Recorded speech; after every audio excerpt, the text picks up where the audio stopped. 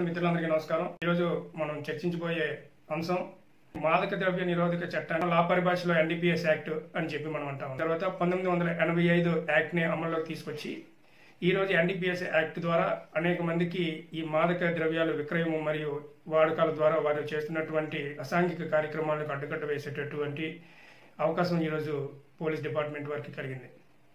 వాడకము అంటే వాళ్ళు వాడినా కూడా చట్టరీత్యా నేరం, లేదు దాన్ని రవాణా చేసిన నేరం, లేదు దాచి ఉంచిన నేరం, లేదు అనుకుంటే వారు ఎవరికైనా దీన్ని అలవాటుగా ఇచ్చే ప్రయత్నం చేసినా, వారిని అందులోకి తెచ్చే ప్రయత్నం చేసినా కూడా నేరంగా పరిగణించబడుతుంది. ఎక్సైజ్ శాఖ అధికారులకు పూర్తి స్థాయిలో ఈ ఎన్డీపీఎస్ యాక్ట్ ప్రకారం మాదక ద్రవ్య నిరోధక చట్టానికి సంబంధించినటువంటి సెక్షన్లు ఉన్నాయో వీటి అయితే కొన్ని సందర్భాల్లో నార్కోటిక్ డ్రగ్స్ లో కనుక కొంతమంది బానిసలుగా ఉంటారు.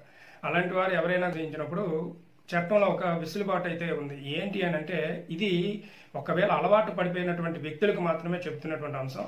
అలవాటు పడిపోయిన వ్యక్తులకి వారికి దీని నుంచి బయటికి వచ్చేటటువంటి అవకాశం చట్టంలో ఉండేటప్పుడు మాదక ద్రవ్యాల్లోని సెక్షన్ 20, 21, 22 కనుక మీరు పరిశీలించినట్టయితే ఇవి పూర్తిగా నాన్ బెయిలబుల్ వారెంట్ల కింద మాత్రమే ఉంటాయి. అంటే నాన్ బెయిలబుల్ అని అంటే ఒక వ్యక్తి అరెస్ట్ అయ్యారు అని అంటే అతనికి ఎట్టి పరిస్థితుల్లో కూడా బెయిల్ ఇచ్చే అవకాశం ఉండదు అనేది ఈ చట్టం చెబుతుంది.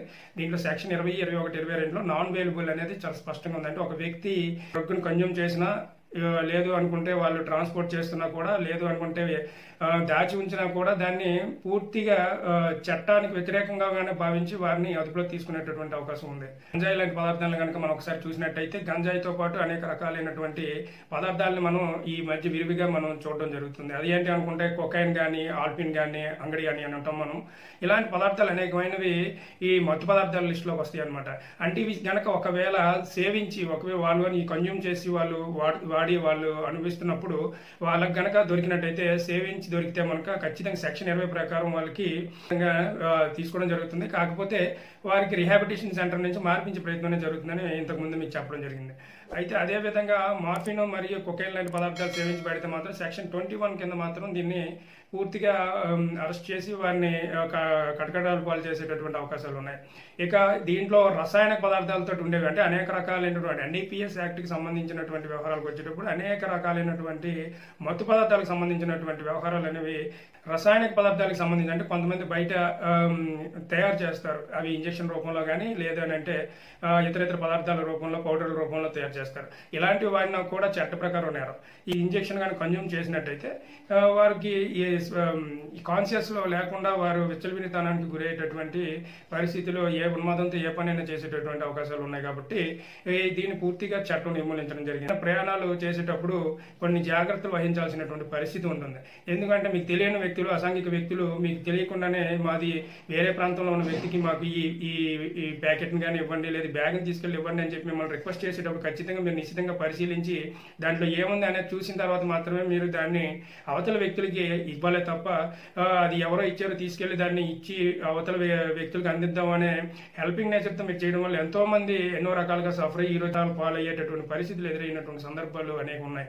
కాబట్టి మిత్రులందరూ మరొకసారి గుర్తుపెట్టుకోవాల్సింది, ఏదైనా ఒక వస్తువుని ట్రాన్స్పోర్ట్ చేయాలన్నప్పుడు మనకు తెలియని అసాంఘిక వ్యక్తులు ఇచ్చినప్పుడు ఖచ్చితంగా దాన్ని మీరు ట్రావెల్ చేయకముందే ఏదైతే పదార్థాలు ఉన్నాయో పదార్థాలన్నింటినీ కూడా చెక్ చేయాల్సిన బాధ్యత ఉంది. అది తెలియని వ్యవహారాల్లో జోక్యంలో మీరు కూడా భాగస్వాములు అయ్యి మీరు కటకటాలు పాలవ్వాల్సినటువంటి పరిస్థితి దాపరించడం అంత మంచిది కాదు. ఇక ముఖ్యంగా ఇంకోటి గుర్తుపెట్టుకోవాల్సింది, అసలు ఈ ఎన్డీపీఎస్ యాక్ట్ లో వచ్చేటటువంటి వ్యక్తులు ఎవరైతే అరెస్ట్ కాబడినటువంటి వ్యక్తులు ఉన్నారో వీరు ఏ రకమైనటువంటి శిక్షలు, ఏ రకమైనటువంటి దాంట్లో పడతారు అనేది కనుక పరిశీలించినప్పుడు ఏ మోతాదులో ఉండే వారికి ఏ సెక్షన్లు పడతాయి అనేది కూడా చాలా క్లియర్ గా ఇవ్వడం అనేది జరిగింది.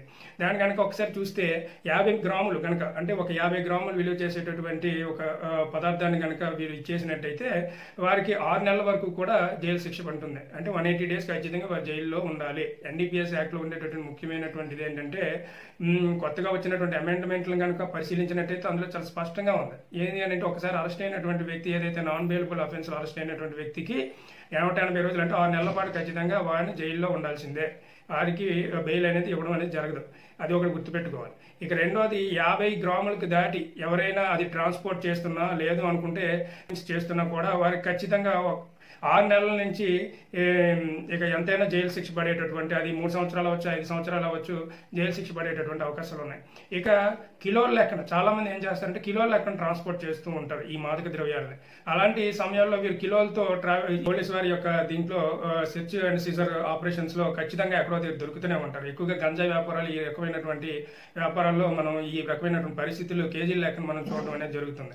అలాంటి వారు కనుక ఒకసారి ఈ గనక ఏమైనా ఈ కొకైన్లు కానీ గంజాయి లాంటివి ఏవైనా కూడా కిలోల్లో కనుక ట్రాన్స్పోర్ట్ చేస్తున్నట్టు కనుక దొరికినట్టు కనుక జరిగితే వారికి 6 నెలల నుండి యావజ్జీవ కారాగార శిక్ష పడేటటువంటి అవకాశం ఉంది.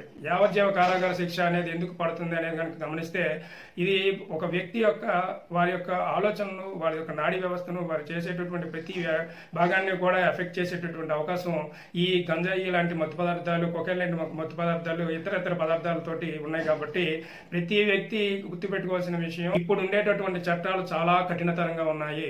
మీకు తెలియకుండానే మీరు ఆ రకమైనటువంటి ఈ నేర ప్రవృత్తి కలిగినటువంటి స్థితుల్లోకి చేరుకోవడం వల్ల మీ జీవితాలు అన్యాయం అయిపోయి జీవితాలు నాశనం అయిపోయేటటువంటి పరిస్థితులు ఉన్నాయి. కాబట్టి ప్రతి మిత్రులు గుర్తుపెట్టుకోవాల్సింది, దయచేసి నార్కోటిక్ డ్రగ్స్ కి సంబంధించినటువంటి వ్యవహారాల్లో మీ యొక్క జోక్యం కనుక లేకుండా చూసుకోండి.